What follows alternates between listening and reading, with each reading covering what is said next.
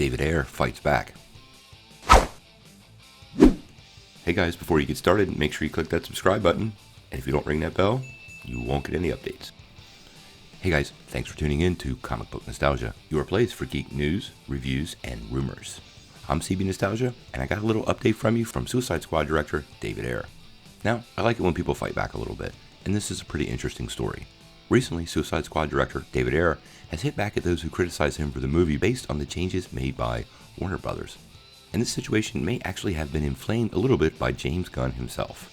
So you only have to look at the trailers to see the differences between the versions of the Suicide Squad. There's actually multiple cuts, and it definitely was not what David Ayer had originally planned for the adaptation. If you remember, the response to Batman vs Superman: Dawn of Justice, which was negative, led Warner Brothers to order extensive reshoots, which basically changed the story and tone of the movie. Oh, and the whole ending too.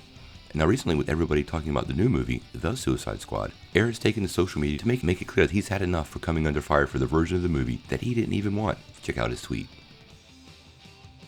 Now, I think here David Ayer is kind of being a little bit of a jerk, but I'm glad to see that David Ayer not only propped up James Gunn as a fellow director, which is super professional, but he fought back a little bit, because he really shouldn't have to hear any of this crap. Now, I'm not so sure that Gunn did this in return.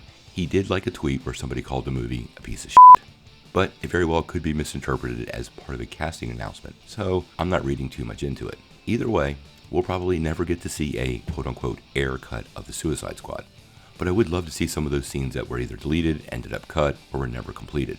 I actually enjoyed the movie for what it was worth. It absolutely had a couple of problems, but if you're a fan of the movie, there's something you may not know. In the current world of VR technology with Oculus and these various toys we can play with, there's actually a scene set in the office shootout that you can watch in VR. This means you can stand there and watch everybody fight it out with a lot of footage that I know you haven't seen. So look for the Suicide Squad VR or 360-degree clip.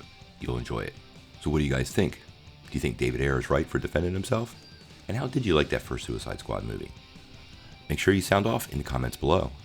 If you like this video, make sure you press like below, click subscribe, and if you don't ring that bell, you won't get any updates. Peace.